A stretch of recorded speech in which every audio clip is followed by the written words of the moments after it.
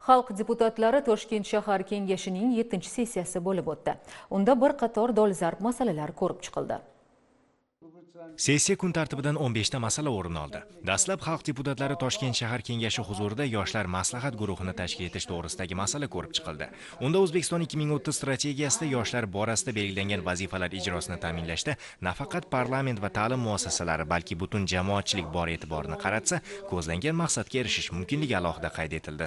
Yoshlarning intellektual salohiyati, qobiliyati, ularning o'sha professional intellektual munosabati zaruriyat va muhim ekanligini hisobga olgan holatda aynan shunday katta yoshlar maslahat guruhini tashkil qilish masalasi o'rtaga qo'yildi. Buni tashkil qilishdan oldin biz 50 tadan ortiq kandidatura olib kelishdida 50 tadan biz 25 tasini qabul qildik. Juda uzoq o'rganib, ular bilan muloqotlar qilib, kecha ular bilan uchrashdik.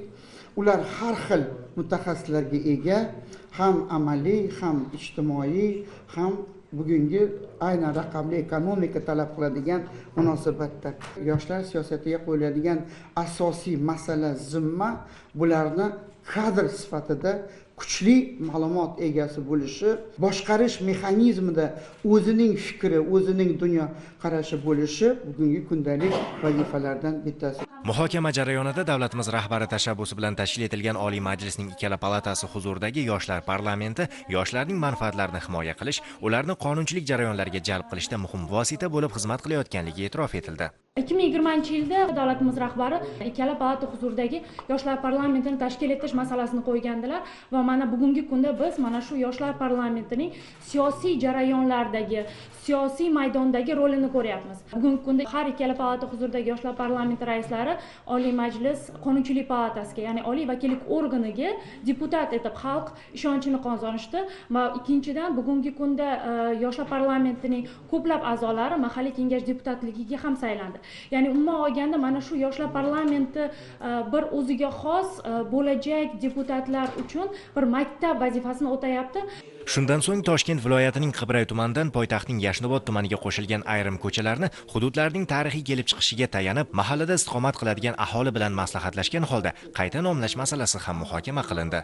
Mas'ul organlar, mas'uliyatli shu vakolatli organlar tomonidan nomlar berilayotgan emas, aynan shu mahalla bilan ko'chadagi shu fuqarolarni fikrlarini inobatga olgan holat, ular bilan maslahat birgalikda nom tanlandi va mana bugun xalq deputatlari kengashining 7-sessiyasida shu Yashnobod tumanidagi 6 ta ko'chaga yangi nomimizni birgalikda tasdiqlab berdik. Sessiya kun tartibiga muvofiq Toshkent shahrida davlat organlari va tashkilotlarining norma ijodkorligi faoliyati hamda huquqni qo'llash amaliyoti, huquqiy targ'ibot va ma'rifatning holati to'g'risida Adliya boshqarmasi boshlig'i o'rinbosarining axboroti tinglandi. Mahalliy davlat organlarining 246 ta hujjatlari huquqiy ekspertizadan o'tkazildi.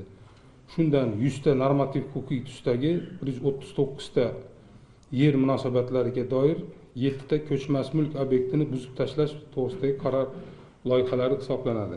Xususan, normativ tusdagi hujjatlarning 13 tasi Toshkent shahar hokimining, 15 tasi xalq deputatlari Toshkent shahar kengashining, 37 tasi xalq deputatlari tuman kengashlari hamda 35 tasi tuman hokimlarining qaror loyihalarini tashkil qilinadi.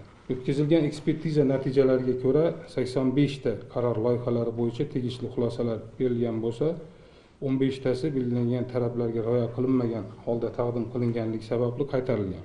Yakunda sessiyada ko'rilgan barcha masalalar yuzasidan tegishli qarorlar qabul qilindi. Shahzod Sultonov, Nurdavlat Ilyosov, poytaxt.